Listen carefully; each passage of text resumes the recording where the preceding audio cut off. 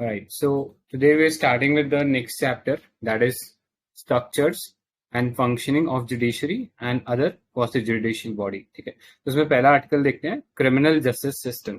ठीक है, so what is criminal justice system? It is basically the enforcement of the legal code. ठीक है, तो उसमें जो already existing laws है उनका adjudication part या उसका implementation हो रहा है. ठीक है, तो broadly idea क्या है? तो idea is prevention of crime. ठीक है, next protection of vulnerable section, then effective justice delivery and lastly free and fair trial. ठीक है, तो ये बेसिक आइडिया रहता है हमारे क्रिमिनल जस्टिस सिस्टम का. और अगर इसे सिंपली समराइज करें तो आइडिया क्या है इसके पीछे, तो आइडिया इज रिफॉर्मेटिव जस्टिस. ठीक है, हमें किसी से अगर ये एनफोर्स कर रहे हैं ये लीगल लॉज, तो हम किसी को मतलब पनिश तो हम कर ही रहे हैं, but the intent behind punishing is to reform that person. ठीक है, अगर किसी ने कोई गलत क्राइम किया है तो उसको रिफॉर्म करना चाहते हैं, उससे कोई बदला लेने का आइडिया नहीं होता हमारा इस क्रिमिनल जस्टिस सिस्टम का. ठीक है, तो लार्जली रिफॉर्मेटिव है हमारा सिस्टम. ठीक है, और ब्रॉडली कंपोनेंट की बात करें तो इसमें 3 कंपोनेंट होते हैं, एक जुडिशरी, दूसरा पुलिस एंड तीसरा प्रिजन. तो ये आप ट्राइंगल बना सकते हो इसके अंदर क्रिमिनल जस्टिस सिस्टम को दिखाने के लिए कि ये लार्जली पिलर्स हैं इसके, जुडिशरी, पुलिस एंड प्रिजन. ठीक है, पुलिस जो कि लॉ एंड ऑर्डर मेंटेन करती है. ठीक है, और बेस्ड ऑन सम क्राइम वो फिर इन्वेस्टिगेशन का जो काम है वो करती है. इन्वेस्टिगेशन के बाद मामला जुडिशरी में जाता है. ठीक है, जहां पे वो उस केस को लीगल कोड के दायरे में उसको स्टडी करती है एंड बेस्ड ऑन विच अगर प्रूव हो जाता है कोई पर्सन गिल्टी तो ही is then sent to prison. ठीक है, मतलब अगर क्रिमिनल जस्टिस सिस्टम की अगर हम बात करें तो. ठीक है, so these are the components. Next approaches क्या है, तो अप्रोचेस में डिटरेंस है. डिटरेंस मतलब हम किसी को डिटर करें that he should not do the crime. ठीक है, तो उसके लिए हमारे पास प्रोविजन है, जैसे मर्डर है तो उसके लिए डेथ पेनल्टी हो सकती है. रिट्रीब्यूशन है, like 1 year jail term for robbery, अगर किसी ने गलत काम है तो उसे पनिश होना चाहिए. ठीक है, तो वो चीज है.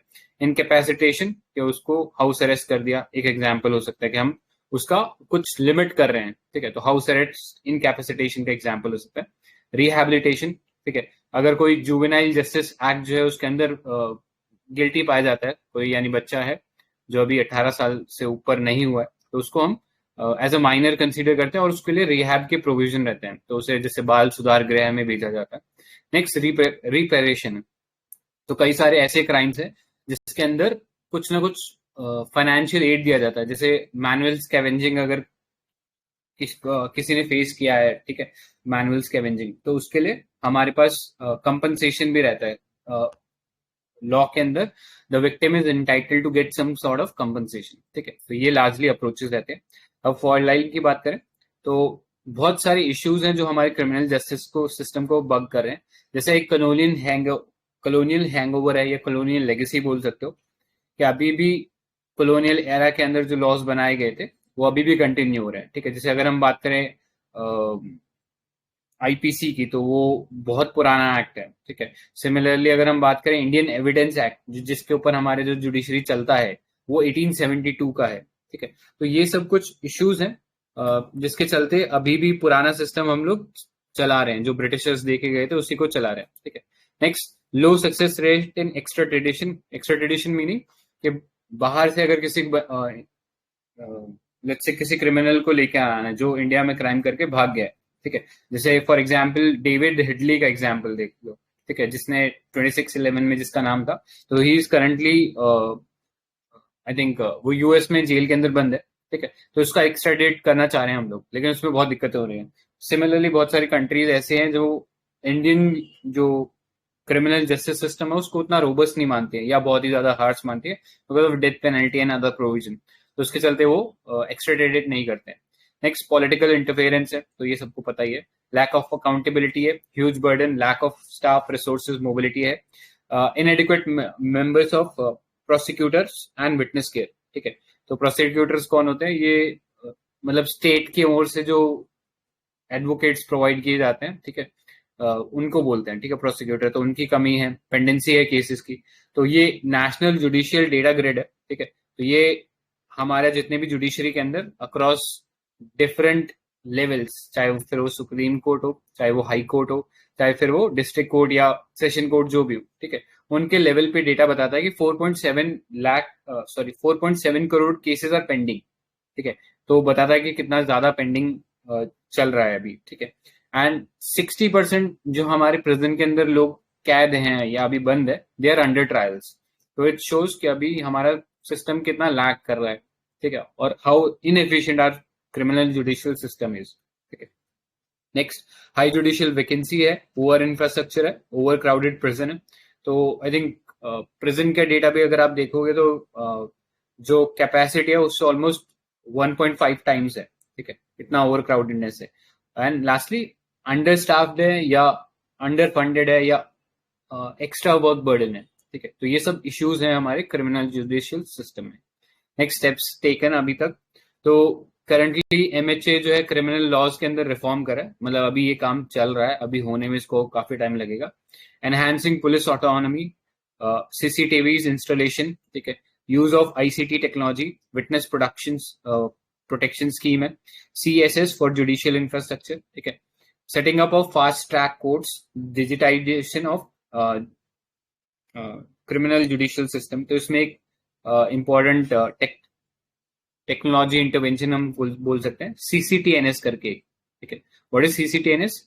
Crime and criminal tracking network system, MHA ने बनाया है, ठीक है। तो अब बेसिकली क्या होता है कि डायरेक्टली एफआईआर वगैरह जो है वो यहाँ पे लॉग हो जाएगी, यहीं पे चार्जशीट लॉग हो जाएगी, ठीक है, और ये डेटा सीधा का सीधा जुडिशरी के पास चला जाएगा, ठीक है। अभी जो काम पेपर वर्क में होता है था, ये पूरा का पूरा डिजिटाइज हो जाएगा, तो फिर जो पेपर वर्क में जो इश्यूज होते थे वो क्रिएट नहीं होंगे। तो ये सीसीटीएनएस एक अच्छा एग्जाम्पल है जो एमएचए ने बना के दिया। नेक्स्ट, ओपन प्रिजन कॉन्सेप्ट, ठीक है। तो हमारा प्रिजन एक तो ओवर क्राउडेड है, दूसरा उसमें अंडर ट्रायल ज्यादा है। इसका मतलब ऐसे लोग जिनका अभी तक शायद गुनाह प्रूव भी नहीं हुआ है, ठीक है, अगर ऐसे लोगों को हम ज्यादा समय तक रखते हैं प्रिजन के अंदर, तो they will come in contact with बहुत जो कहते हैं ना कि हार्ड क्रिमिनल्स होते हैं, कि जो पुराने या फिर बार बार कन्विक्टेड प्रिजनर्स होते हैं, उनके कांटेक्ट में आते हैं, तो वो भी फिर हार्डन क्रिमिनल्स बन जाते हैं, कि वो और बुरे क्रिमिनल बनकर निकलते हैं, ठीक है। तो उससे बचने के लिए कॉन्सेप्ट ये है कि हम लोग प्रिजन का एक ओपन प्रिजन कॉन्सेप्ट बना दें, जहां पे जो नॉन सीरियस क्राइम करे हुए लोग हैं या जो अंडर ट्रायल है, वो बाहर जाकर डेली एक्टिविटी कर सकते हैं, लेकिन उन्हें वापस प्रिजन के अंदर आना होगा by the end of the day, ठीक है। तो इस टाइप के हम कॉन्सेप्ट कर सकते हैं, ताकि ये जो इश्यू है ओवर क्राउडेडनेस का, ये कम हो सके। Next, skill development of inmates. तो हमारा आइडिया ये है कि रिफॉर्मेशन होना चाहिए उस इंडिविजुअल का हु हैज बीन कन्विक्टेड या who has been found guilty, वो ही should not repeat those crime again after being release. तो हम उनका स्किल डेवलपमेंट कर सकते हैं। नेक्स्ट, वे फॉरवर्ड की बात करते हैं, तो legal reform by keeping victim at the centre. तो हमारा करंटली जो सिस्टम है, इनफैक्ट ये मल्लीमत कमेटी का रिकमेंडेशन था, तो जब भी आप आंसर लिखो तो you should write any committee if there is. तो क्रिमिनल जुडिशियल सिस्टम के अंदर Malimath committee is a very authoritative committee, इनके रिकमेंडेशन काफी अच्छे हैं and you should quote it, ठीक है। तो इस कमेटी ने ये चीज बोला था, करंटली हमारा जो सिस्टम है, it is weighed in favour of accused and not adequately focus on the justice to the victim, ठीक है। कि हमारा अभी जो क्रिमिनल सिस्टम है सारा का सारा एक्यूज के राउंड रिवॉल्व कर रहा है, हम उसे विक्टिम सेंट्रिक बनाना चाहिए, ठीक है, कि उसको रिप्रेशन मिले, उसके साथ न्याय होना चाहिए, ठीक है, ना कि अक्यूज के साथ। मतलब अल्टीमेट हमारा जो न्याय का कॉन्सेप्ट है, वो विक्टिम को जस्टिस डिलीवरी मिलना चाहिए, ठीक है। सो वो उस पर हमें थोड़ा ओरिएंट होना। तो ये मल्लीमत कमेटी का इनफैक्ट रिकमेंडेशन था। So what we can do is adding new offences, reclassification of crimes. तो जो आरसी एक्ट लॉज है उनको रिफॉर्म करें, ठीक है। जैसे इंडियन एविडेंस एक्ट इतना पुराना चल रहा है, सीआरपीसी पुराना चल रहा है, आईपीसी इतना पुराना चल रहा है, ठीक है। Next, pre hearing categorisation of cases, faster जजेस रीओरिएंटेशन एंड प्ली बार्गेनिंग, ठीक है। तो प्ली बार्गेनिंग मतलब कि आप अगर कोई क्राइम किया है जो कि कंपाउंडेबल है, कंपाउंडेबल इन द सेंस कि वो ज्यादा हीनियस क्राइम नहीं है, तो आप अपना गुनाह पहले ही कबूल कर सकते हो, तो जज जो है आपको थोड़ा कम पनिशमेंट दे सकते हैं, ठीक। सो इस टाइप के प्रोविजन हम जो कर सकते हैं। इसके अलावा all India prison service and prison infrastructure development etcetera, इसके ऊपर फोकस करेंगे, तो मे बी हमारा क्रिमिनल जस्टिस सिस्टम जो है, it will become more robust and more effective, ठीक है। So this was about it. Next पे चलते हैं। इन केस किसी को कुछ ऐड करना हो तो प्लीज एक बार स्टॉप कर देना and then you can add. Next is criminal law amendments. तो जैसा अभी बात चल रहा था कि क्रिमिनल लॉज का जो अमेंडमेंट है वो अभी वर्क इन प्रोग्रेस है। So centre has initiated process for comprehensive amendment of criminal laws in consultation with all stakeholder. तो अगर हम बात करें किसका जुरिडिक्शन है इस एरिया के अंदर, तो criminal and criminal procedure fall under the concurrent list. ठीक है, तो लिस्ट थर्ड के अंदर आता है, तो सेंटर स्टेट दोनों ही कर सकते हैं, लेकिन पुलिस और प्रिजन दे कम अंडर स्टेट लिस्ट। तो ये डिस्टिंक्शन पता होना चाहिए कि जो क्रिमिनल जस्टिस सिस्टम है उसके अंदर हम दो कंपोनेंट देख सकते हैं। जब लॉ बनाने की बात आती है तो स्टेट और सेंटर दोनों लॉ बना सकते हैं, लेकिन जो पुलिस और प्रिजन का कंपोनेंट है वो स्टेट के पास आ जाता है। ठीक है, now let's talk about the laws that are governing criminal law. तो आईपीसी 1860, अभी जो हम बात कर रहे थे कि कॉलोनियल लेगेसी है, तो इससे पता लगता है कि 1860 का एक्ट हम चला रहे हैं। Then Indian evidence act 1872, CrPC 1973। ठीक है, तो इतने पुराने या आर्चेक लॉज अभी भी हम लोग यूज करें। तो with changing socio economic condition of the country, ठीक है, और चेंजिंग टेक्नोलॉजिकल पैराडाइम, तो इन सब चीज को रिफॉर्म करने की जरूरत है। ठीक है, next, make changes in the criminal law. जैसे बहुत सारे इश्यूज हैं जिस पे डिबेट चल रही है कि they should be criminalise. Let's say for example marital rape. ठीक है, इसके बारे में बहुत सारी कमिटीज हैं, या लॉ कमीशन ऑफ इंडिया ने भी बोल दिया है कि इसको क्रिमिनलाइज करने की जरूरत है। तो अभी तक हमारे लेजिस्लेशन में ये चीज नहीं है, एक ग्रे एरिया है जो कि अभी भी रहता है। नेक्स्ट, जेंडर न्यूट्रल बनाने की जरूरत है टर्म्स को। तो बहुत सारे ऐसे लॉज हैं specially with regards to sexual offences, तो ज्यादातर जो लॉज है ये फीमेल ओरिएंटेड है। ठीक है, दे शुड बी जेंडर न्यूट्रल, तो उस चीज को रिफॉर्म करने की जरूरत है। Amendments in the language. ठीक है, बहुत सारे ऐसे लॉज हैं जो कि बहुत एम्बिगुअस है एंड जिसके चलते हम देखते हैं कि लिटिगेशन बहुत ज्यादा राइज हो जाता है। तो उनका जो एम्बिग्विटी है उसको रिफॉर्म करने की जरूरत है। जैसे let's say for example section 124A sedition law जिसको हम बोलते हैं। तो सेडिशन लॉ में हम बोलते हैं ब्रिंग हेट्रेड टुवर्ड्स गवर्नमेंट। अब ये एक बहुत ही एम्बिगुअस और एक बहुत ब्रॉड टर्म है। ठीक है, तो इसका गवर्नमेंट कभी मतलब इन ज्यादातर केसेस में ऐसे ही देखा गया है कि इसका आर्बिट्ररी यूज बहुत ज्यादा हो रहा है। एंड रीजन इज कि जो स्टेटमेंट है इस लॉ का, इट्स नॉट क्वाइट क्लियर। ठीक है, तो जो एम्बिग्विटी है लॉ में उसको रिफॉर्म करने की जरूरत है। नेक्स्ट, लॉ लाना चाहिए कस्टोडियल टॉर्चर एंड डेथ पे। अभी रिसेंटली हमने देखा था तमिलनाडु में एक केस हुआ था, जे बेनेक्स and I don't know the name of the person, but वो शायद फादर सन डू होते, दे वर किल्ड या they died because of custodial torture. तो उस पर भी लॉ लाने की जरूरत है। ठीक है, इनफैक्ट ये चीज कस्टोडियल लॉ के कस्टोडियल डेथ एंड टॉर्चर के ऊपर प्रकाश सिंह कमेटी है। ठीक है, वो पुलिस रिफॉर्म पे है, तो ऐसा कमिटीज पता होना चाहिए अपने लोग को। ठीक है, alright, so need of amendment in criminal laws broadly अगर हम देखें तो अकोमोडेट द इवॉल्विंग सोसाइटी। ठीक है, हमारी सोसाइटी काफी तेजी से इवॉल्व कर रही है, तो इस हिसाब से लॉ को भी इवॉल्व होना पड़ेगा। सिंप्लीफिकेशन हो लीगल प्रोसेसेस का, so that even a common man can understand के what is legal and what is not। उसे बार बार एडवोकेट्स की या किसी की एक्सटर्नल एजेंट की हेल्प लेने की जरूरत ना पड़े। Next, to ensure that the state does not take undue advantage of its position as a prosecutor, then remove ambiguity, vagueness and recognize new crime। ठीक है, लेट्स से फॉर एक example अगर मैं लूं तो जैसे आईटी एक्ट है हमारा। ठीक है, आईटी एक्ट में कहीं पे भी मतलब पूरे एक्ट के अंदर इंटरनेट के ऊपर ही रेफरेंस ही नहीं है। ठीक है, और इसी एक्ट को यूज करके हम देखते हैं कि पुलिस वाले जो है वो बुक करते हैं कई क्रिमिनल्स को या कई लोगों को बुक कर लेते हैं अंडर दिस लॉ, लेकिन इसके अंदर इंटरनेट का कोई रेफरेंस ही नहीं है इस एक्ट के अंदर। तो आप समझ सकते हो कि बहुत सारे नए क्राइम्स आ रहे हैं, ब्लॉकचेन रिलेटेड या सॉरी क्रिप्टो करेंसी रिलेटेड नए नए क्राइम्स आ रहे हैं। तो इन सबको अकोमोडेट करने के लिए लॉज को कॉन्टिन्यूसली रिफॉर्म करने की जरूरत है। ठीक है, नाउ वे फॉरवर्ड बात करते हैं क्या हम लोग कर सकते हैं to improve the current system. तो checking laws relevance and enforceability. ठीक है, क्या वो रिलेवेंट है अभी प्रेजेंट टाइम में। तो इसका अगर एग्जाम्पल लो तो सुप्रीम कोर्ट ने इसमें काफी लैंडमार्क जजमेंट दिए, जैसे नवतेज सिंह जौहर वर्सेस यूनियन ऑफ इंडिया 2018। तो इसमें बेसिकली सेक्शन 377 था, उसको डीक्रिमिनलाइज किया गया which was in favour of LGBT community. ठीक है, तो ये एक अच्छा स्टेप लिया था। Then next Joseph Shine case versus Union of India, तो इसमें अडल्ट्री, ठीक है, ये भी आईपीसी के सेक्शन 147 के अंडर था, तो इसको भी स्ट्रक डाउन किया था, ठीक है। तो इस टाइप के पहले चेक करने की जरूरत है, मतलब ये सुप्रीम कोर्ट के जजमेंट के थ्रू ये चीज हुआ, ठीक है। लेकिन हमारी गवर्नमेंट को शायद प्रोएक्टिव स्टेप लेना चाहिए था। They should have check the relevance कि क्या अब ये रिलेवेंट है, ये आर्चेक लॉ जो कॉलोनियल टाइम में हमारे जुडिशियल सिस्टम में आ गए थे, ठीक है। तो ये सब चीज को चेक करने की जरूरत है और देन उसको एनफोर्स करने की जरूरत है। Next, accommodating new form of crimes, तो बहुत सारे जो नए फॉर्म्स ऑफ क्राइम है like cyber laws, economic offences, उन सबको हम डाल सकते हैं। Then according to Malimath committee on reforms of criminal judicial system, the IPC act has become outdated and the new police act must be enacted, ठीक है। तो आईपीसी जो इतना पुराना चल रहा है, सॉरी इंडियन पुलिस एक्ट जो इतना पुराना चल रहा है, उसको भी रिफॉर्म करने की जरूरत है। And we can create a national police commission, ठीक है। तो मल्लिमत कमेटी की रिकमेंडेशन जो है वो आपको ये स्टडी यूपीएससी जो चैनल है उसके अंदर ही मिल जाएंगी।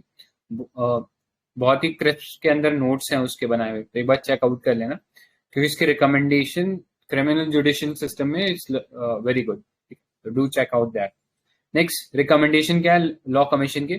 Taking DNA as material is totally upon description of court, insertion of section 53A for the protection of women at workplace, suggested insertion of 436 in criminal procedure code for the release of under trial, ठीक है। तो under trial का जैसे अभी हमने देखा almost 67% हमारे जो प्रिजन्स के अंदर लोग हैं वो अंडर ट्रायल है, मतलब अभी तक वो गिल्टी ही प्रूव नहीं हुए। तो ऐसे सब लोगों का भी हमें ध्यान रखना है, ठीक है। So this was about this article. इसमें किसी को ऐड करना है क्या कुछ क्रिमिनल लॉ अमेंडमेंट में? ठीक है, तो बस इसमें देख लेना, जब भी हम ये क्रिमिनल लॉ अमेंडमेंट की बात करते हैं ना, तो एक हमारे पास ऑर्गेनाइजेशन है कॉल्ड एमएचए के under NCRB, national crime record bureau. तो ये एक रिपोर्ट निकालता है, मतलब इसी की रिपोर्ट से हमें पता लगता है कि 67% जो अंडर ट्रायल है। तो बकायदा पूरा ब्यौरा देता है कि कितने लोग अंडर ट्रायल हैं, कितने लोग कौन से ऑफेंस में कन्विक्ट हुए हैं, कौन से स्टेट में क्राइम ईयर ऑन ईयर ज्यादा बढ़ा है। तो ये एनसीआरबी की रिपोर्ट के थ्रू पता लगता है, ठीक है। आई थिंक इट्स 76 ना, आई गेस अभी इसमें तो शायद 67 ही लिखा है विचन में, बाकी अगर आपको एक बार चेक करके कंफर्म कर दीजिएगा, ठीक है। आगे चलते हैं। Next, alright, so next is prison reforms. तो एमएचए ने अगेन गाइडलाइंस इश्यू किए हैं for modernisation of the prisons, ठीक है। सो प्रिजन अभी हमने जस्ट पढ़ा स्टेट सब्जेक्ट है।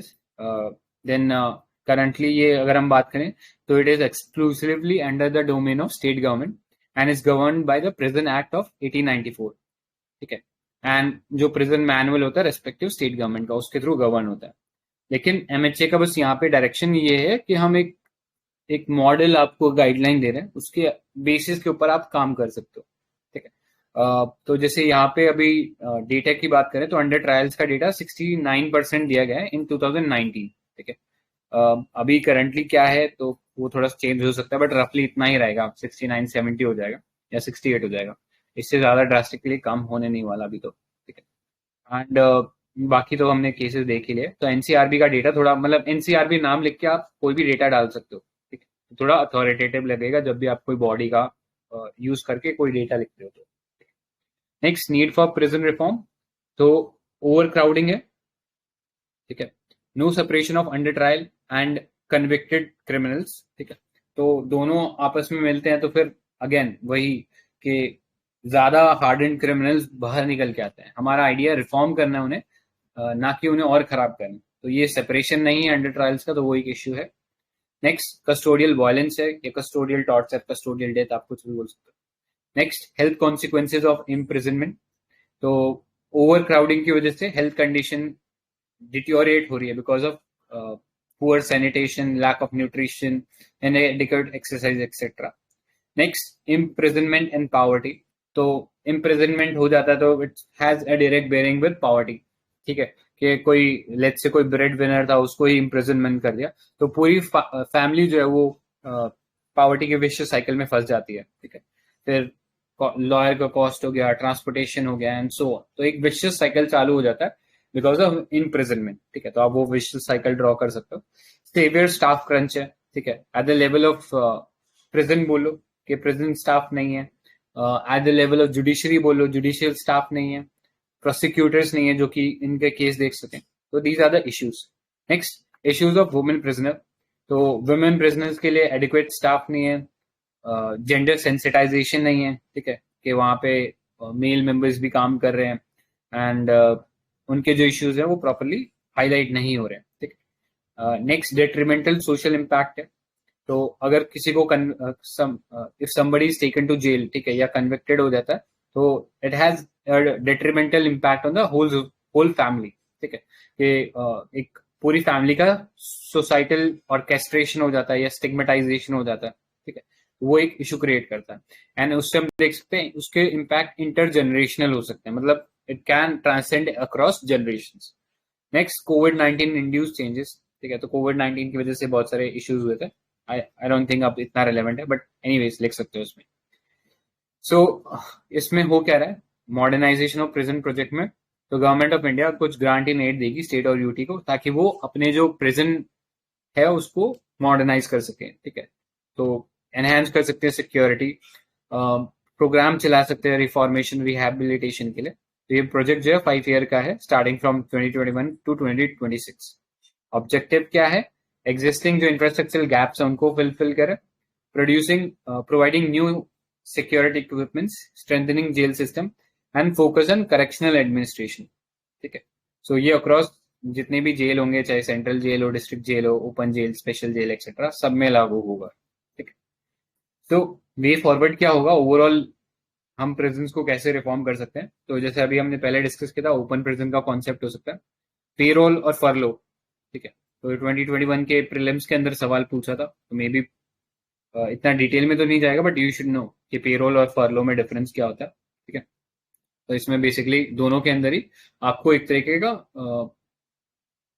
कुछ समय के लिए टेम्पररी रिस्पाइट दे सकते हैं जेल टर्म से, मतलब आप बाहर आ सकते हो।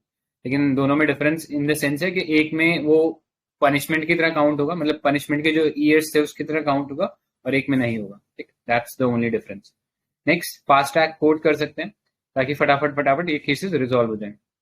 Next, adherence to international rules. तो rules like Nelson Mandela rules, तो ये यूएन का minimum UN standard minimum rules for treatment of prisoners, तो इसको हम लोग कर सकते हैं। UN rules for treatment of women prisoners, also known as Bangkok rules. ठीक है, तो इस टाइप के अगर आप कुछ स्टेटमेंट लिखोगे तो एक अलग ही इम्पैक्ट पड़ेगा इस टाइप के अथॉरिटेटिव इंटरनेशनल रूल्स का। ठीक है, तो next, UN standard on minimum rules for non custodial measures, Tokyo rules. ठीक है, जहां पे आप कस्टडी में नहीं रख रहे हो वहां पे क्या क्या रूल्स फॉलो कर सकते हैं। नेक्स्ट, यूज ऑफ टेक्नोलॉजी कर सकते हैं, automation and other technological advances can significantly ease burden on prison staff। ठीक है, तो जो स्टाफ का क्रंच है उसको रिजॉल्व हो सकता है टेक्नोलॉजी इंटरवेंशन से। Then national commission for prison should be establish. ठीक है, एक नेशनल लेवल पे हम लोग प्रिजन बना लें, लेकिन अगेन फिर फेडरलिज्म के इश्यूज के अगेंस्ट हो जाएगा वो। ठीक है, क्योंकि हमने देखा प्रिजन जो स्पेसिफिकली स्टेट सब्जेक्ट, बट हाँ अगर हम एक नेशनल कमीशन बना लें तो मे बी शायद ओवरऑल जो प्रिजन सिस्टम है उसको रिफॉर्म कर सके। एक रोबस्ट ग्रीवेंस रिड्रेसल सिस्टम बना लें, उनका हेल्थ केयर नीड हम लोग देखें, स्किल डेवलपमेंट करें ताकि वो प्रिजन से जाने के बाद वापस प्रिजन में ना आए, ऐसी नौबत ना आए। ठीक है, अपार्ट फ्रॉम दैट आप एजेंसी के बारे में लिख सकते हो, जैसे एनएचआरसी है। ठीक है, अभी NHRC national human right commission के ऊपर ऑब्लिगेशन है कि वो प्रिजन के अंदर कैसा कंडीशन है उसको जाके चेक करने का ओनस एनएचआरसी पे, तो उसके ऊपर हम मैंडेटरी ऑब्लिगेशन डाल सकते हैं कि उसको इतना इतना जाके चेक करना है, उसको 1 साल से पुराने केसेस जाके चेक करने का अलाउ कर दें। ठीक है, तो एनएचआरसी को एम्पावर कर सकते हैं so as to make the prison system more effective and more accountable. ठीक है, तो ये थे इसमें कुछ रिकमेंडेशन। इसमें किसी को कुछ ऐड करना है क्या? ठीक है, नेक्स्ट पे चलते हैं I guess. So next is death penalty capital punishment. So recently, Supreme Court had suo moto opened a review of process by which court awards death penalty. ठीक है, अभी रिसेंटली भी ये एक केस में था जहां पे शायद किसी डिस्ट्रिक्ट जज ने 4 दिन के अंदर, मतलब किसी पॉक्सो एक्ट था, उसके अंदर 4 दिन के ट्रायल के अंदर ही किसी को डेथ पेनल्टी दे दी थी। तो सुप्रीम कोर्ट ने बोला था कि ये मतलब स्टे भी लगा दिया था, ये बोला था बहुत रैम्पेंट यूज हो रहा है डेथ पेनल्टी का। ठीक है, इनफैक्ट सुप्रीम कोर्ट ने ये बोला it should be given in rarest of the rare case. कौन से केस में बोला था? ये बच्चन सिंह जो केस था उसके अंदर सुप्रीम कोर्ट ने ये चीज बोला था कि death penalty should only be given in rarest of rare case. मतलब ऐसा नहीं है कि जो लॉ में लिखा हुआ है तो उसको बस आप लिखा हुआ है तो इम्प्लीमेंट कर दो। You have to take several things, several factor into account before awarding such a harsh punishment to anyone. ठीक है, तो याद रखना Bachan Singh versus state of Punjab में सुप्रीम कोर्ट ने ये चीज क्लियरली बोला था। ठीक है, बाकी और केसेस में क्या बोला है इतना मतलब हमारे लिए इम्पोर्टेंट नहीं है। मतलब अगर कोई लॉ से है तो वो जरूर ध्यान में दे, बट आई डोंट थिंक हमारे लिए बाकी केसेस इंपॉर्टेंट है। बट बच्चन सिंह केस वाला थोड़ा सा इंपॉर्टेंट है बिकॉज यहीं पे ये रेयरेस्ट ऑफ द रेयर वाला जो कॉन्सेप्ट है ये दिया गया था। सो डेथ पेनल्टी क्या है, आई डोंट थिंक इसको एक्सप्लेन करने की जरूरत है। बट अगर हम फ्रेमवर्क देखें तो India is among the few countries which still retains capital punishment under various law. ठीक है, तो बहुत सारे लॉज है। अभी रिसेंटली हमने देखा था पॉक्सो जो एक्ट है उसके अंदर भी इसको लाया गया था कि उसमें भी कैपिटल पनिशमेंट अलाउ कर दिया गया था।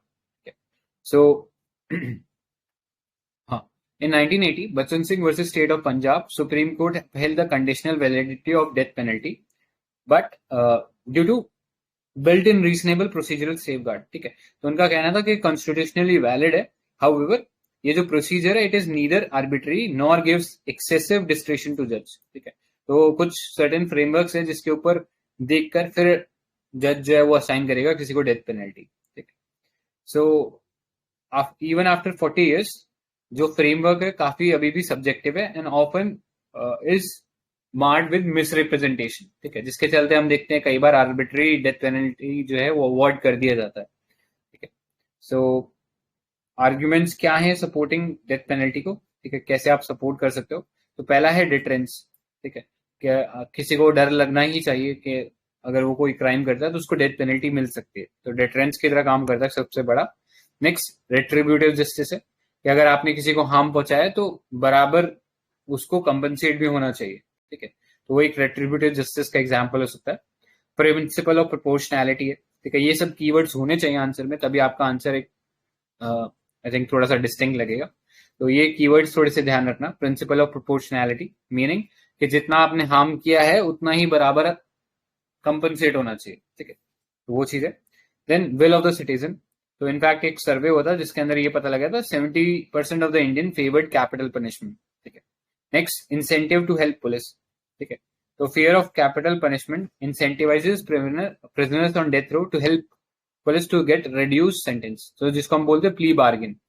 तो इनफैक्ट किसी को अगर पता हो एक फेमस केस हुआ था शीना बोरा मर्डर केस। ठीक है, जिसमें आई थिंक इंद्रानी मुखर्जी जो थी मुखरेजिया वो कन्विक्ट हुई थी। ठीक है, बाद में उन्होंने किसी पुलिस को किसी और केस में हेल्प करी थी, मे बी शायद मनी लॉन्ड्रिंग का कोई केस था, उसमें हेल्प किया था। तो उनका जो सेंटेंस था रिड्यूस करके and now she is I think उनको शायद बाहर निकाल दिया जेल से। ठीक है, तो इस तरीके से डेथ पेनल्टी इंसेंटिवाइज करेगा क्रिमिनल्स को टू हेल्प पुलिस। ठीक है, सो ये तो है arguments in favour of death penalty, but उतने ही स्ट्रॉन्ग या शायद उससे ज्यादा स्ट्रॉन्ग हमारे पास डेथ पेनल्टी की अगेंस्ट है। तो पहला है no statistical proof of death penalty as biggest deterrent. तो हमने देखा पॉक्सो एक्ट में लिखा है साफ साफ के डेथ पेनल्टी है कुछ सर्टेन क्राइम के अंदर, बट स्टिल अभी भी वो चीजें हो रही है, तो इससे पता लगता है कि शायद डिटरेंट नहीं है ये। ठीक है, एंड बाकी हमारे पास कोई स्टैटिस्टिकल प्रूफ भी नहीं है इसके against. Next, no constitutional value of retribution in a civilised society. तो अगेन जैसा हमने बोला कि हमारा जो जस्टिस सिस्टम है it's not based on retribution, it is reformative. ठीक है, तो वेंजेंस या रेट्रीब्यूशन नहीं लेना है किसी से, तो वो हमारे जो इथोस है उसके खिलाफ है। Next, morality of death penalty, तो ह्यूमन डिग्निटी के खिलाफ जाता है। और हम जैसे कांट का जो है ना, कांट का हम बोलते हैं ना कि human dignity is categorical imperative, तो वो सबसे सुप्रीम है, आप उसको वायलेट नहीं कर सकते, तो उसके खिलाफ जाता है। Next, supporting death penalty on the grounds that it helps police is worrisome, because ये जस्टिफाई करेगा टॉर्चर को, प्राइवेसी वायोलेशन को, या unethical practices taken by the police. ठीक है, तो ये एक और सीरियस इश्यू है। Next, restoration and rehabilitative aspects of the justice get sidelined when the law and order approaches from a retribution justice। ठीक है, जब भी हम रेट्रिब्यूटिव आइडिया के ओर से सोचेंगे तो हम रिफॉर्मेशन का जो कॉन्सेप्ट है उसको कहीं ना कहीं सबवर्ट कर देते हैं। ठीक है, सो ये इश्यूज हैं which are against death penalty. ठीक है, इसके अलावा अक्रॉस द वर्ल्ड देखोगे सिनेरियो, तो almost 108 countries have abolished out of around 102, around 200 countries में से आधी से ज्यादा कंट्रीज ने डेथ पेनल्टी को अबॉलिश कर दिया है। कई कंट्रीज जो है उन्होंने कई सालों से इसको यूज में नहीं लिया है। ठीक है, broadly 55 countries still retain death penalty, मतलब यूज कर रहे हैं अभी भी रेगुलर बेसिस पे। This data is by Amnesty International. ठीक है, नेक्स्ट, इसके अलावा बहुत सारे कन्वेंशन है विच ऑल्सो टॉक्स अबाउट के हमें डेथ पेनल्टी अबॉलिश कर देनी चाहिए। Like this important convention of international covenant on civil and political right, इस चीज में ये चीज बोली गई है कि डेथ पेनल्टी को एज एन ऑप्शनल, ठीक है, आप इरेज कर सकते हो। ठीक है, सो इंडिया के अंदर बहुत सारे एक्ट है जिसके अंदर डेथ पेनल्टी अवॉर्ड करी जा सकती है, जैसे इंडियन पीनल कोड है, एनडीपीएस एक्ट है, आर्मी एक्ट है, एयरफोर्स एक्ट है, नेवी एक्ट है, इनके अंदर हो सकता है। ठीक है, सो ये सब कुछ इश्यूज है जहां पे हम लोग ये सब कर सकते हैं। अपार्ट फ्रॉम दैट, हमारे पास प्रेसिडेंट के पास ये पावर है कि he can pardon anyone who is on a death sentence. ठीक है, तो उनको आर्टिकल 72 के अंदर मर्सी या पार्डनिंग पावर है। ठीक है, तो ये चीज याद रखना। आगे हम देखेंगे कि प्रेसिडेंट के ऊपर भी हम लोग थोड़ा इलैबोरेटली डिस्कस करेंगे इस चीज। Next, other issues in death penalty, तो लैक ऑफ ऑब्जेक्टिविटी नहीं है। Again, rarest of the rare case बोल जरूर दिया बच्चन सिंह केस में, लेकिन उसको कोडिफाई नहीं किया कि कब हम rarest of the rare case consider करेंगे, तो that is ambiguous. Lack of procedural fairness, तो वो भी है कि प्रोसीजर फॉलो कैसे हो रहा है, वो भी नहीं है। लैक ऑफ इंटीग्रिटी है, कई बार मीडिया का प्रेशर इतना ज्यादा रहता है जिसके अंडर जजेस भी शायद इन्फ्लुएंस हो सकते हैं। ठीक है, there might be a possibility that they may get influence by it. Adverse criminal justice system है। ठीक है, कि बहुत सारे स्ट्रक्चरल सिस्टमिक इश्यूज है, like lack of resources, ineffective prosecution, जिसके चलते डेथ पेनल्टी अवॉर्ड हो सकता है। Then long delay. ठीक है, तो हमारे पास हमें ये चीज पता है कि हमारा कॉन्स्टिट्यूशन जो है डबल जेपरिटी अलाउ नहीं करता। तो जैसा एक क्लासिक केस आप इसका ले लो, जैसे राजीव गांधी के जो असेलेंट्स थे उनका जो केस था, तो आई थिंक उनको शायद 20 साल से ऊपर हो चुके हैं अंडर जेल, और फिर भी उनपे ये बात चली थी कि इनको शायद फांसी दी जा सकती है। तो जो एक लाइफ इम्प्रिजनमेंट होता है उसकी जो सजा होती है जनरली 22-30 ईयर्स है। I am not very sure about it, but I think इतना ही है शायद। तो उतना उन्होंने सजा ऑलरेडी काट लिया, एंड देन हम बोल रहे हैं कि अब इनको जेल फांसी की सजा भी देंगे। तो it's like condemning them to two types of penalties. ठीक है, कि एक तो लाइफ इम्प्रिजनमेंट अब काट लिया, अब उनको बोल रहे कि अब डेथ सेंटेंस भी देंगे। तो आई थिंक वो goes against the principle of double jeopardy. ठीक है, तो लॉन्ग डिलेज अपने आप में ही एक पनिशमेंट होता है, तो वो नहीं होना चाहिए। सो दिस वाज अबाउट इट। इसमें हाँ, मर्सी पिटिशन के बारे में थोड़ा सा डिस्कस कर लेते हैं। तो हमने देखा प्रेसिडेंट के पास अंडर आर्टिकल 72 वो ये पावर है कि वो कोई भी डेथ पेनल्टी है उसको कम्यूट कर सकते हैं या कोई और सेंटेंस में बदल सकते हैं। ठीक है, हाउएवर ये चीज याद रखना, जो मर्सी की जो पावर गवर्नर के पास है specifically with regards to death sentence, तो उसके अंदर उनके पास कोई पावर नहीं है, फिर चाहे वो स्टेट लॉ के अंदर ही डेथ सेंटेंस क्यों ना हो। ठीक है, तो ये चीज याद रखना, डेथ सेंटेंस को रिवर्स करने की जो पावर है वो केवल प्रेसिडेंट के पास है। ठीक है, सो मर्सी पिटिशन का आइडिया ये है कि इसके लिए कोई टाइम फ्रेम नहीं है, इसीलिए कई बार देखा है कि जज प्रेसिडेंट जो होता है कई साल लगा देते हैं to basically give a judgement on those petition. तो वो एक इश्यू है।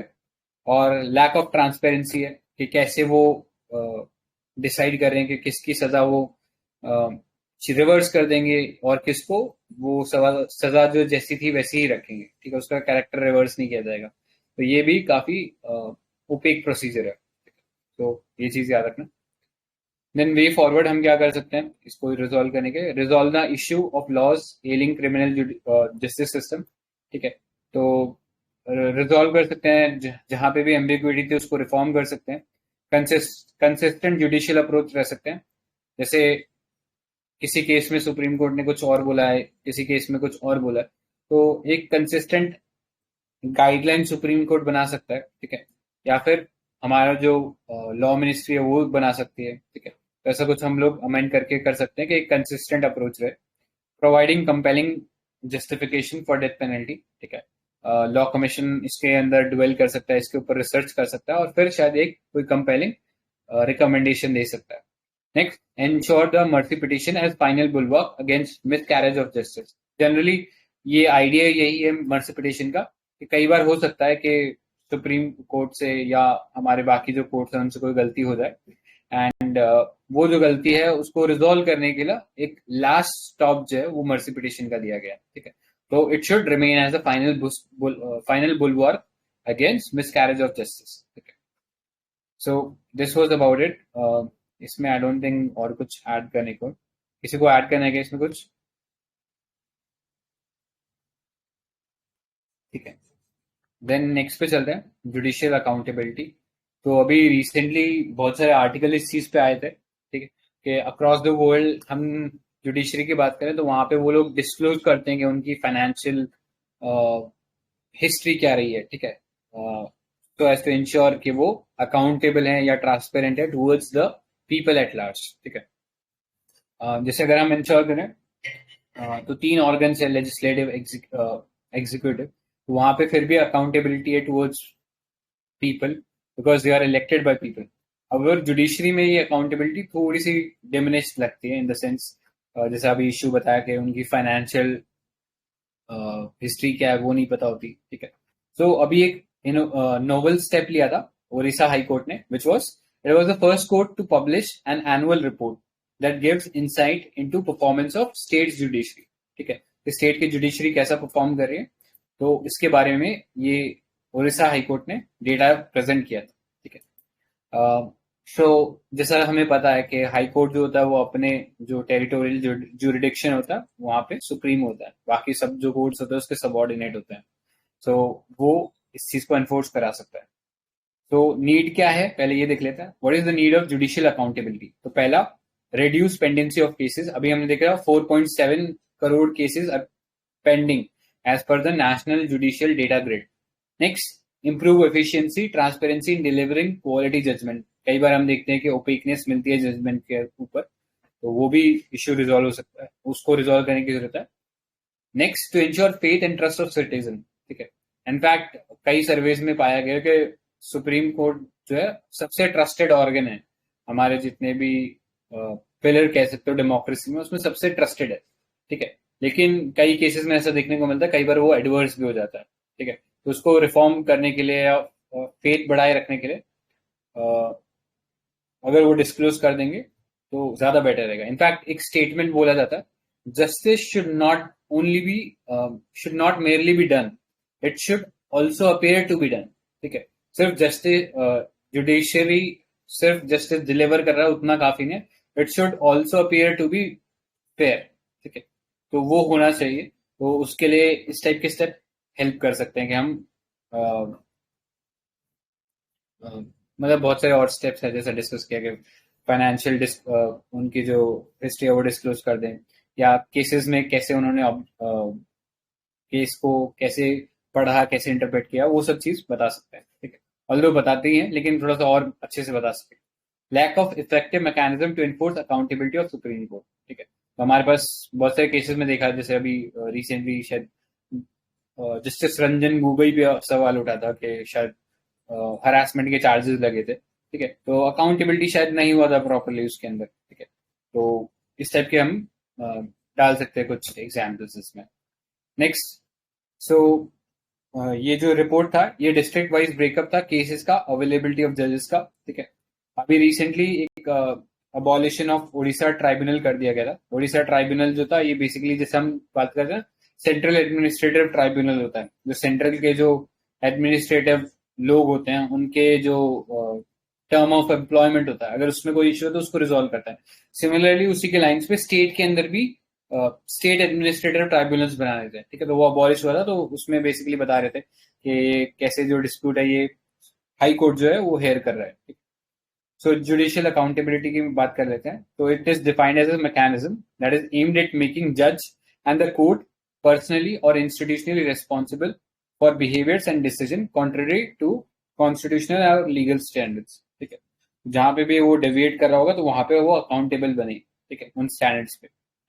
तो however, being the protector of fundamental rights, interpreter of constitution, justice is required, judiciary is required to be independent and outside the influence of political and economic entities, ठीक है। तो उसको accountable तो बनाने की जरूरत है, लेकिन ये भी चीज याद रखना कि हमारे जो कॉन्स्टिट्यूशन है वो सेपरेशन ऑफ पावर पे बेस्ड है, ठीक है। तो बता सकते हैं सेपरेशन ऑफ पावर किसको कॉन्सेप्ट था, कौन से थिंकर का कॉन्सेप्ट था? हम शायद एथिक्स में पढ़ते भी है सेपरेशन ऑफ पावर, या हमारे कॉन्स्टिट्यूशन में कौन सा आर्टिकल है जिसके अंडर हम सेपरेशन ऑफ पावर की बात करते हैं? किसी को आइडिया आएगा? ठीक है, तो आर्टिकल की बात करूं तो आर्टिकल 50 है, वो ये चीज बात करता है कि separation of judicial part from the executive, ठीक है। तो वो ये चीज बोलता है, और सेपरेशन ऑफ पावर्स, ये जो कॉन्सेप्ट है ये आई थिंक शायद वोल्टेयर ने दिया है, तो थोड़ा सा इस चीज को माइंड में रखना। नेक्स्ट अंडर आर्टिकल, तो वही सेम चीज है कि उनको अकाउंटेबल बनाना है, but at the same time separation of power का जो प्रिंसिपल है उसको भी अपहोल्ड रखना है, ठीक है। ऐसा ना हो कि जुडिशरी अपना इंडिपेंडेंस खो दे in terms of becoming accountable to someone. So under Article 235, Constitution provide control of High Court over subordinate court, indicated the provision of effective mechanism to enforce accountability, ठीक है। तो आर्टिकल 235 में साफ साफ बोला गया है कि जो सबॉर्डिनेट जुडिशरी है यानी डिस्ट्रिक्ट कोर्ट, ये सब अकाउंटेबल होंगे टू हाई कोर्ट, ठीक है। तो यही चीज हम लोग इंश्योर कर सकते हैं कि मतलब कॉन्स्टिट्यूशनल प्रोविजन दिया हुआ है, बट स्टिल उसको लेटर एंड स्पिरिट में डिप्लॉय करना, it would require some more steps, ठीक है। करंटली क्या क्या स्टेप्स लिए गए? तो इन हाउस प्रोसीजर है, ठीक है। कभी भी कोई एलिगेशन लगता है मिसबिहेवियर का, तो उसमें इन हाउस कमेटी बैठती है। जैसे अगर रंजन गोगोई की बात करें तो उसमें भी ऐसा ही हुआ था कि इन हाउस कमेटी बैठी थी, ठीक है, जिसने ये चीज रिजॉल्व कर दिया था। Next, memorandum of procedure 2016. So it has been under discussion to bring transparency in judicial appointments and setting up a permanent secretariat in Supreme Court for maintaining records of High Court judges. ठीक है, अभी currently कैसे उनका appointment होता है? तो एक ad hoc बोल सकते हैं, कोलेजियम सिस्टम है, ठीक है, जिसमें जो सीनियर मोस्ट जजेस होता है वो डिस्कस करते हैं कि किसको अपॉइंट करना है। तो उसमें एक परमानेंट सेक्रेटेरिएट बिठा दिया जाए, ठीक है, और उसमें जो आर्बिट्रेरीनेस है उसको खत्म किया जाए। Next, judicial standards and accountability bill था 2020, जो इट कुड नॉट मटेरियलाइज, तो इसी लाइन्स पे हम लोग कोई बिल ला सकते हैं which establishes the process for removal of जजेस of supreme court and high court, ठीक है। Next, use of technology. तो इसमें अभी एक इनफैक्ट एक आईसीटी इंटरवेंशन बोल सकते हो, लिम्स करके है, that is legal information management and briefing system. तो ये क्या है? It's a web based application for monitoring cases involving central government, ठीक है। तो मिनिस्ट्री ऑफ लॉ ने आई थिंक बनाया है इसको। तो इसके अंदर क्योंकि बहुत सारे केसेस में सुप्रीम कोर्ट में खासकर या अक्रॉस डिफरेंट जुडिशरीज हमारा जो सबसे ज्यादा बड़ा लिटिगेंट है वो हमारी खुद की सरकार ही है, ठीक है, वो सबसे ज्यादा केसेस में फंसी हुई है। तो अपने केसेस मॉनिटर करें, ठीक है, उसके लिए लिम्स प्लेटफॉर्म उन्होंने बनाया, ठीक है। Next, contempt of court. तो इसका अमेंडमेंट कर सकते हैं हम इसके अंदर, जैसे कि बहुत सारे वर्ड हैं जो कि एम्बिगुअस है, लाइक स्कैंडलाइजिंग कोर्ट या लोअर अथॉरिटी, ठीक है। तो इन सबको थोड़ा सा और स्पेसिफिक बना सकते हैं, या इनका जो मीनिंग है इसको नैरो कर सकते हैं, ठीक है। तो ब्रॉडली अगर हम इश्यूज की बात करें तो ये आप डायग्राम में देख सकते हो, like collegium system has led to concentration of power in the hands of few जजेस, ठीक है, which is often termed to promote nepotism, ठीक है। इनफैक्ट कई रिपोर्ट्स के थ्रू पता लगता है कि शायद नेपोटिज्म एग्जिस्ट भी करता है, ठीक है, कि फैमिली या कुछ सर्टेन ग्रुप्स हैं वही बार बार इलेक्ट हो रहे हैं। नेक्स्ट, जजेस have been alleged to have indulged in corruption, sexual misconduct, post retirement benefits, तो वो एक इश्यू है. Next, judiciary has virtually kept itself out of ambit of RTI. ठीक है. इनफैक्ट शायद किसी केस में ये चीज बोला गया था कि हमारे पास हमारा खुद का एक सिस्टम है जहां पे आप इंफॉर्मेशन ले सकते हो, तो आरटीआई के थ्रू आने की जरूरत नहीं है. ठीक है, तो वो एक इशू है कि आरटीआई के एम्बिट के अंदर नहीं है properly. Next, due to lack of accountability measures, pendency across different cases annually. ठीक है, तो बहुत हाई बर्डन है, तो उससे भी पता लगता है कि इनएफिशिएंट है हमारा judicial system. Next, judicial overreach. कई बार जुडिशरी जो है वो एक्टिविज्म कर जाता है, और वो एक्टिविज्म कई बार इतना बढ़ जाता है कि जिससे कि जुडिशियल ओवररीच हो गया है. ठीक है, जहां पे वो separation of power of principle जो है उसको हर्ट कर देता है. Next, opacity in functioning of judiciary as allocation of cases, judicial appointment, disciplinary action. ठीक है, तो इसमें भी बहुत ज्यादा एडहॉकिज्म है, या कोई कोडिफिकेशन नहीं है कि कैसे एक्ट करना चाहिए. ठीक है, तो ये इश्यूज हैं लार्जली. कंक्लूजन की बात करते हैं. So there is a need to bring upon a formal comprehensive code of conduct for जजेस that should be put in place, which is enforceable by law, and also an annual report on functioning and efficiency should be published. ठीक है, तो recently बहुत सारे supreme कोर्ट ने steps लिए हैं इस डायरेक्शन में, जैसे नेशनल जुडिशियल डेटा ग्रिड हो गया. ठीक है, बट थोड़ा सा और कॉम्प्रिहेंसिव हम लोग सिस्टम बना सकते हैं. So that is an issue that is discussed in this article. ठीक है, जुडिशियल अकाउंटेबिलिटी. एंड जनरली ये जो जुडिशियल अकाउंटेबिलिटी है, ये एक अपने आप में एक वैल्यू है which comes into conflict with judicial independence. ठीक है, तो प्रिंसिपल हमने देख लिया सेपरेशन ऑफ पावर का, उससे कहीं ना कहीं ये रेलेवेंट है. So this was about that. किसी को उसमें कुछ ऐड करना है क्या जुडिशियल अकाउंटेबिलिटी में? ठीक है, नेक्स्ट पे चलते हैं. All India judicial service. ठीक है, तो रिसेंटली गवर्नमेंट एक नया पुश दे रही है ऑल इंडिया जुडिशियल सर्विस को लाने का, on the lines of all India service जो होते हैं उसके लाइंस पे. ठीक है, तो इससे पहले भी कोशिश किया गया था, एक एनजेएसी बनाया गया था, but that was struck down by supreme court. ठीक है, 99 कॉन्स्टिट्यूशनल अमेंडमेंट एक्ट था, उसको सुप्रीम कोर्ट ने स्ट्रक डाउन कर दिया गया था. That case is famously known as the fourth जजेस केस. ठीक है, तो बैकग्राउंड क्या है इसका? तो लॉ कमीशन जो था, 14 लॉ कमीशन, तो उसने report on reforms of judicial administration पे पहली बार ये आइडिया मूव किया था. ठीक है, या पहली बार आइडिया दिया था. Then 42nd constitutional amendment act में ये चीज बोला गया था कि हम लोग क्रिएट कर सकते हैं वन और more all India judicial services. ठीक है, so as to bring uniformity in standard of selection and attract bright and young talent in judiciary. ठीक है, तो ऑल इंडिया जुडिशियल सर्विस की बात करी गई थी इसमें. नेक्स्ट, 2006 में पार्लियामेंट्री स्टैंडिंग कमेटी ने भी ये चीज बोला था कि हम एक पैन इंडिया जुडिशियल सर्विस ला सकते हैं. ठीक है, सो नीड क्या है पहले तो ये देख लेते हैं. सो एक तो हमने देखा लार्ज स्केल वैकेंसीज हैं ऑफ जजेस at different level of judiciary, चाहे फिर वो डिस्ट्रिक्ट हो, हाई कोर्ट हो या सुप्रीम कोर्ट हो. नेक्स्ट, प्रमोट कर सकते हैं नेशनल इंटीग्रेशन को, इंप्रूव कर सकते हैं ईज ऑफ डूइंग बिजनेस. ठीक है, ईज ऑफ डूइंग बिजनेस में एक इंपॉर्टेंट पैरामीटर लिटिगेशन भी होता है. ठीक है, तो अगर हम हमारा जुडिशरी को इंप्रूव कर लेंगे तो प्रॉब्ली उसको भी इंप्रूव कर पाएंगे. या फिर as a matter of fact अगर हम बात करें, जो प्रॉपर्टी केसेस है इंडिया के अंदर, एटलीस्ट एक प्रॉपर्टी केस जो है वो एटलीस्ट 2.5 से 3 साल तक कोर्ट में पेंडिंग रहता है. ठीक है, तो इस अगर हम इंप्रूव करते हैं तो हमारा easily ease of doing business भी इंप्रूव हो जाएगा. Next, to end corruption and nepotism within judiciary. Next, to improve efficiency and judicial administration. Next, to induct qualified and fresh legal talent. Then, to enhance representation of marginalized and depressed section of society. ठीक है, तो again वही वाली बात है कि judiciary के अंदर हम देखते हैं बहुत सारे इश्यूज हैं, जैसे ज्यादातर मेल डोमिनेटेड है. ठीक है, फीमेल का जो इसमें रेशियो, इनफैक्ट ये फीमेल की भी बात चल रही थी कि फीमेल का जो रेशियो है इसमें काफी कम है. तो एक टर्म इस्तेमाल होता है फेमिनाइजेशन ऑफ जुडिशरी, ये भी होना चाहिए. तो बाकी भी मार्जिनलाइज सेक्शन है उसको भी इंक्लूड कर सकते हैं अगर हम ये ऑल इंडिया जुडिशियल सर्विस के माध्यम से हम रिक्रूटमेंट करते हैं तो. ठीक है, तो जुडिशरी का इस पे व्यू क्या है? तो सुप्रीम कोर्ट ने इन 1992 पहले तो ये बोला था कि हाँ ठीक कर सकता है, सुप्रीम कोर्ट के पास पावर है ये. लेकिन बाद में सुप्रीम कोर्ट ने अपना डिसीजन जो था ये थोड़ा सा रिवर्स कर दिया था एंड ये चीज बोला था इन 2017 के supreme court mooted central selection mechanism, ठीक है, एंड बाद में एनजीएसी से हमने देखा था कि उन्होंने वो आइडिया ही रिजेक्ट कर दिया था. Alright, so what is All India Judicial Service? So it is an initiative to reform judiciary by centralizing the recruitment of whom?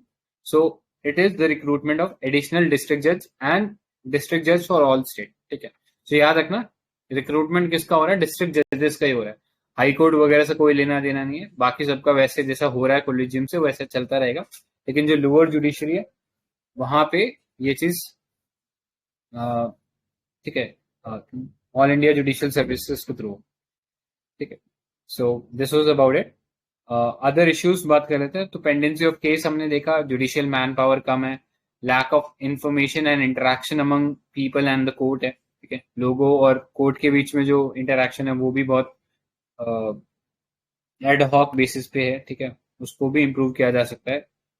Next, lack of transparency है इन जजेस appointment, variation in pays and remuneration of judges across different state, lack of judicial infrastructure है, ठीक है. तो ये सब general issues है जो अब तक हम डिस्कस करते आ रहे हैं, nothing new in that.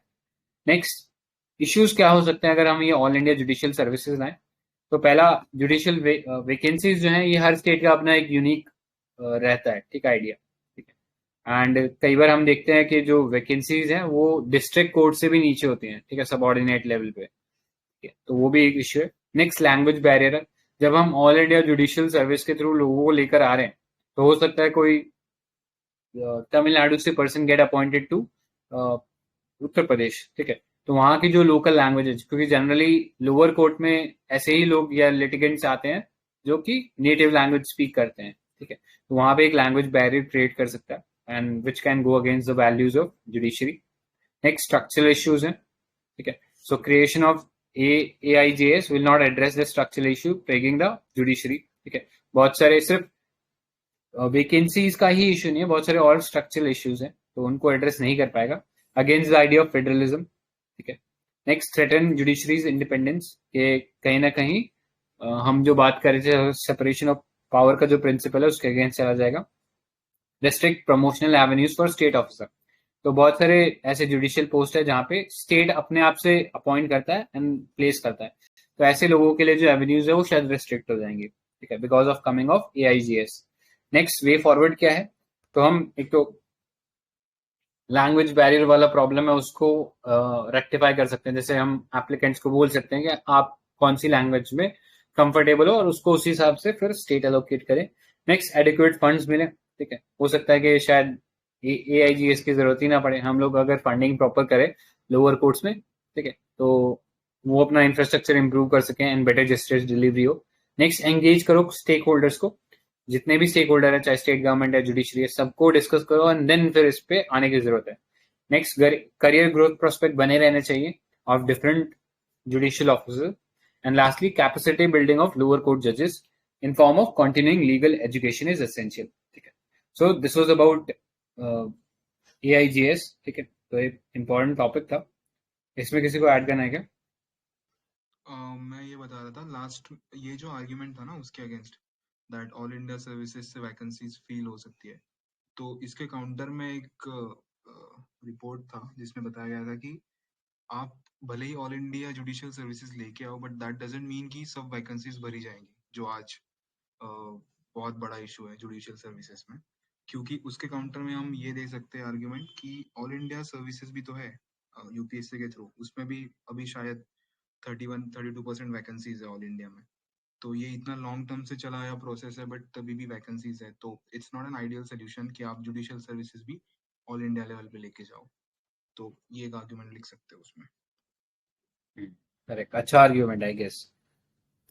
Alright, ठीक है, आगे चलते हैं. Judicial infrastructure in India.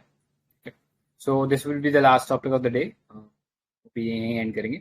So why was this in news? So the Chief Justice of India has proposed the creation of National Judicial Infrastructure Authority of India. ठीक है, तो अभी हमने इतने जो आर्टिकल्स पढ़े उनमें यही पाया था कि एक मेजर इशू जो प्लेग कर रहा है जुडिशरी को वो इंफ्रास्ट्रक्चर इशू भी है. इंफ्रास्ट्रक्चर इन द सेंस कि प्रॉपर बिल्डिंग भी नहीं है, या फिर जो एंसिलरी रिसोर्सेज हैं जैसे IT इंफ्रास्ट्रक्चर है जो असिस्ट कर सके कोर्ट्स को, वो भी प्रॉपर नहीं है हमारे पास, ठीक है।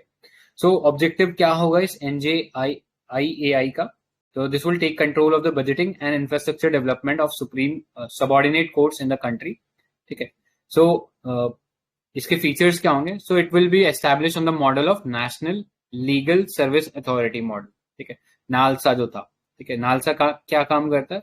नालसा का जो बेसिकली काम है वो that is to provide free legal aid, ठीक है, जो वल्नरेबल सेक्शन है उनको। तो उसी लाइन्स पे हम एक नेशनल जुडिशियल इंफ्रास्ट्रक्चर अथॉरिटी बना सकते हैं ऑल इंडिया लेवल पे, ठीक है। तो जैसे उसके अंदर नालसा की बात करें तो उसमें जो CJI है वो पैट्रन एंड चीफ है, ठीक है। उसी लाइन्स पे हम लोग बना सकते हैं जहाँ पे सुप्रीम कोर्ट के कुछ जज मेंबर हो सकते हैं, हाई कोर्ट के कुछ मेंबर्स उसके जजेस जो है उसके मेंबर्स हो सकते हैं, एंड ऑल्सो सेंट्रल गवर्नमेंट के मेंबर्स, क्योंकि अल्टीमेटली पैसा जो है वो लॉ मिनिस्ट्री या गवर्नमेंट से आना है उसके लिए, तो वो भी मेंबर्स के तौर पे इंक्लूड हो सकते हैं, ठीक है। थोड़ा डेटा देख लेते हैं। तो स्टाफ क्रंच है, डिजिटल इलिटरेसी है, ठीक है, मतलब ऑल इंडिया लेवल पे तो है ही डिजिटल लिटरेसी, बट ये डिजिटल इलिटरेसी जो है वो जुडिशरी लेवल पे भी देखने को मिलती है across different levels. Next, state of judicial infrastructure. तो only 32% of the court rooms have separate record rooms, ठीक है। 73% have no video conferencing facility, ठीक है। Next, judicial vacancies. तो वो भी एक इशू है जो फुलफिल हो सकता है अगर हम शायद बेटर इंफ्रास्ट्रक्चर करें तो आगे जाने से पहले कुछ मेजर्स देख लेते हैं which can be taken to improve judicial infrastructure. तो IT can be leverage, ICT technologies could be leverage, ठीक है, for example like video conferencing, streamlining procedures या केस मैनेजमेंट हो गया, ठीक है। Next, delegating administrative function. तो पूरा जैसा हम बोलते हैं ना एक वर्क फ्लो बना सकते हैं, ठीक है।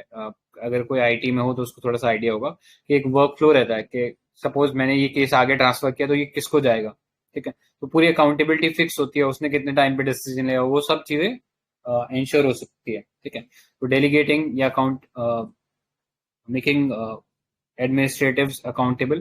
Next, increasing budgetary allocation to judicial branch, ठीक है, ये कर सकते हैं।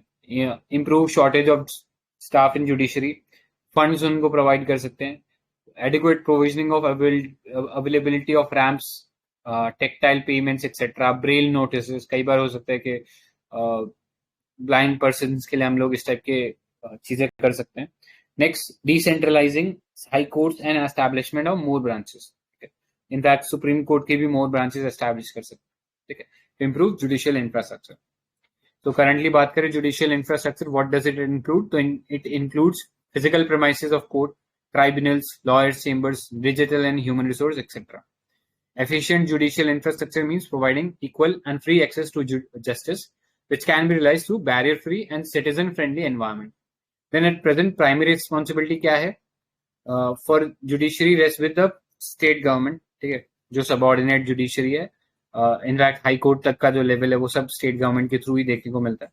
तो स्टेट टू स्टेट फिर ये पैरामीटर वेरी करता है, तो वहां पे भी एडहॉकिज्म देखने को मिलता है। Next, central government augments the resources of state government by realizing financial assistance under centrally sponsored scheme of development of judicial infrastructure। तो थोड़ा सा ये ध्यान में रखना कि सेंटर पैसा रिलीज करता है स्टेट गवर्नमेंट को under a centrally sponsored scheme for development of judicial infrastructure, but वो कहीं ना कहीं इनएडिक्वेट रह रहा है। शायद ये बॉडी बनाने से इसके ऊपर बेटर रिसर्च भी हो सकता है और बेटर रिकमेंडेशन दिए जा सकते हैं so as to improve the judicial infrastructure, ठीक है। तो नीड में देखा poor state of judicial infrastructure है। Infrastructure has direct bearing with productivity of justice, ठीक है, हम जस्टिस डिलीवरी को इम्प्रूव कर सकते हैं। Improve digitisation of government program, ठीक है, तो उससे ट्रांसपेरेंसी, अकाउंटेबिलिटी वो सब इंश्योर कर सकते हैं। लैक ऑफ अकाउंटेबिलिटी जो इश्यूज को भी एड्रेस करने में कहीं ना कहीं हेल्प मिलेगा, ठीक है। नेक्स्ट, इकोनॉमिकल होगा। अगर हम IT सर्विसेज ला रहे हैं तो that would be more economical then hiring more people और बिल्डिंग न्यू इंफ्रास्ट्रक्चर, उससे ज्यादा बेटर है, ठीक है। जैसा E-कोर्ट्स वगैरह हो गया तो इट इज मोर बेनिफिशियल और मोर economical then creating brick and mortar building, ठीक है। Next, implementation issues. तो इम्प्रूव करेंगे तो हो सकता है कि judicial infrastructure is still being carried out in an ad hoc and unplanned manner, owing to single dedicated agency for the purpose.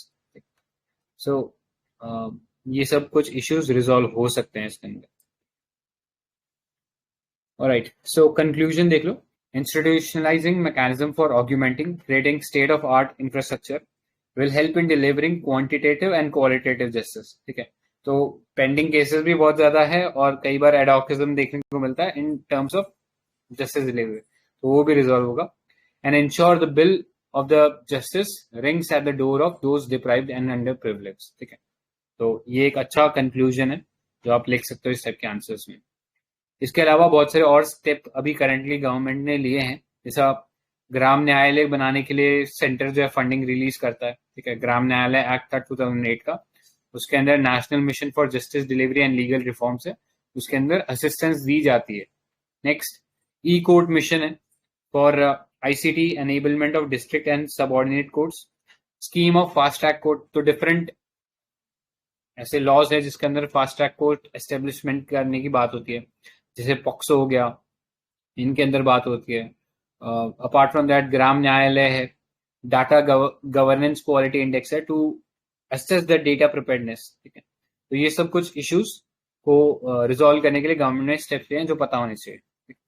Next national court of appeal, तो अटॉर्नी जनरल ने basically ये बात की है कि सुप्रीम कोर्ट के ऊपर pendency of cases काफी ज्यादा है, मतलब आई थिंक 70,000 केसेस शायद सुप्रीम कोर्ट के अंदर पेंडिंग है. तो हम लोग क्या कर सकते हैं कि हम लोग एक नेशनल कोर्ट ऑफ अपील बना सकते हैं जहां पर वाया वे ऑफ अपील जैसे केसेस आते हैं लाइक फाइनेंशियल या फिर फैमिली केसेस, इस टाइप के जो केसेस आते हैं वो नेशनल कोर्ट ऑफ अपील को चले जाए. ठीक है, एंड बाकी जो कॉन्स्टिट्यूशनल अंडरस्टैंडिंग को लेकर जो क्वेश्चंस होते हैं they can go to supreme court. ठीक है, तो थोड़ा सा ये डिस्टिंक्ट रोल करने की बात की गई थी. ठीक है, तो इसमें इतना ही है कि सुप्रीम कोर्ट का जो फंक्शन है वो सिर्फ रेस्ट्रिक्ट रहना चाहिए towards interpreting the constitutional provision या कोई किसी लॉ को ही इंटरप्रेट करना है, तो वहां तक रहना चाहिए. बाकी सब जो बाय वे ऑफ अपील ये केसेस आते हैं क्रिमिनल या लेबर सिविल, ये सब ये नेशनल कोर्ट ऑफ अपील ही देख लेगा. सो दिस वाज अबाउट इट, इसमें इससे ज्यादा और कुछ इंपॉर्टेंट नहीं है. अभी करंटली क्या क्या स्टेप्स लिए गए तो देख लेना थोड़ा सा. जैसे लिम्स एक हमने चीज देखा था, लिम्स क्या था कि सबसे ज्यादा लिटिगेंट अक्रॉस जुडिशरी हमारा खुद का गवर्नमेंट ही है, तो अपने गवर्नमेंट के केसेस को ट्रैक करने के लिए लिम्स एक पोर्टल बनाया गया था. Next administrative mechanism for resolution of dispute. ठीक है, तो इंटर मिनिस्ट्रियल डिस्प्यूट रिजॉल्व करने के लिए एक प्लेटफॉर्म बनाया गया था. Apart from that commercial code act 2015 was amended in 2018 for pre-institutional mediation and settlement. ठीक है, तो ADR का रास्ता हम लोग ले सकते हैं to reduce the pendency of the cases and ensure के टाइमली या स्पीडी डिस्पोजेबल हो रहा है केसेस का. ठीक है, इसके अलावा AI वगैरह को हम लोग यूज कर सकते हैं, लेकिन ये थोड़ा सा फ्यूचरिस्टिक है. तो अगर आपसे पूछता है कैसे कैसे टेक्नोलॉजी यूज हो सकता है, तो AI का एक बहुत अच्छा एग्जाम्पल है. AI को हम सिर्फ एडमिनिस्ट्रेटिव वर्क में नहीं, कई बार मतलब देखा गया कि हम इसको जस्टिस देने में भी हेल्प कर सकते हैं. ठीक है, AI can go across different cases and based on the data that is fed to it, ये शायद असेस कर सकता है जजेस को to understanding the cases more better. ठीक है, या उसमें जो आर्ग्यूमेंट्स है उसको और बेटर अंडरस्टैंड करने में हेल्प कर सकता है. ठीक है, सो यही था इसके अंदर. आई डोंट थिंक और कुछ ऐड करने की जरूरत है. किसी को इसमें कुछ ऐड करना है क्या? Anyone? ठीक है, so that's it for today. We'll continue with the next topic, that is 4.5 public interest litigation tomorrow. So thank you for guys for joining. Bye bye, see you tomorrow.